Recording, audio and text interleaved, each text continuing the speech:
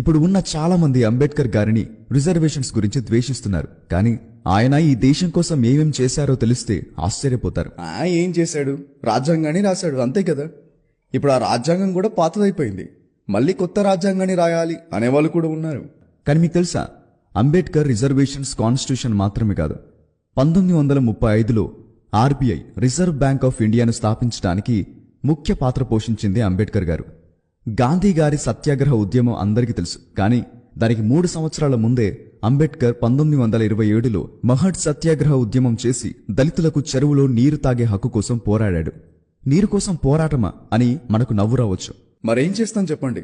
ఆ కాలంలో దళితులకు నీరు తాగే అదృష్టం కూడా లేదు, పబ్లిక్ వాటర్ సోర్సెస్ నుండి. అంతేకాదు, అంబేద్కర్కి ముందు కూలీలు రోజుకి 14 గంటలు ఖచ్చితంగా పనిచేయాలి. కానీ అతను 1942 నుండి 1946 వరకు labour in the voice Royce కౌన్సిల్లో మెంబర్గా ఉన్నప్పుడు ఆ టైంని 14 గంటల నుండి 8 గంటలకు మార్చాడు. ఇప్పుడు 8 గంటల పని సమయాన్ని పాటిస్తున్నారంటే కారణం అంబేద్కర్ గారు. కొలంబియా యూనివర్సిటీ గురించి మీకు ప్రత్యేకంగా చెప్పనవసరం లేదు. ఆ యూనివర్సిటీలో టెక్స్ట్ బుక్గా అంబేద్కర్ గారి వెయిటింగ్ ఫర్ వీసా అనే బయోగ్రఫీ బుక్ని బోధిస్తున్నారు. ఒక భారతీయుని జీవితాన్ని అంత పెద్ద యూనివర్సిటీలో బోధిస్తున్నారంటే ఎంత గొప్ప విషయమో కదా. అంతేకాదు, లండన్ స్కూల్ ఆఫ్ ఎకనామిక్స్లో 8 సంవత్సరాల కోర్స్ని అంబేద్కర్ గారు కేవలం 2 సంవత్సరాల 3 నెలలకే కంప్లీట్ చేశారు. అంతేకాదు, ఈ మధ్య ఆర్టికల్ 370ని మోడీ గవర్నమెంట్ తీసేసింది అని తెలుసు. కానీ కాన్స్టిట్యూషన్ రాస్తున్నప్పుడు ఈ ఆర్టికల్ రాజ్యాంగంలో ఉండకూడదు, అది భారతీయుల యూనిటీని దెబ్బతీస్తుంది అని వాదించాడు.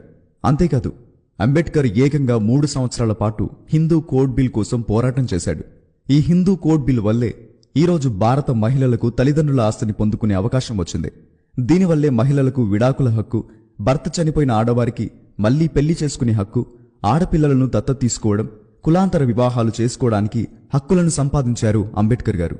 అంతేకాదు, ఈ రోజు మన ఇళ్లలో కరెంటుండటానికి, పొలాలలో సాగునీరు ఉండటానికి కారణం కూడా అంబేద్కరే. నిజంగా ఆశ్చర్యపోతున్నారు కదా. Damodar valley project, Bhakra Nangal dam project, the Son river valley project మరియు హిర్కాడు డ్యాం ప్రాజెక్ట్ నిర్మాణాలలో కీలక పాత్ర పోషించారు అంబేద్కర్ గారు. సాగునీటి ప్రాజెక్టుల కోసం సెంట్రల్ వాటర్ కమిషన్ను స్థాపించారు.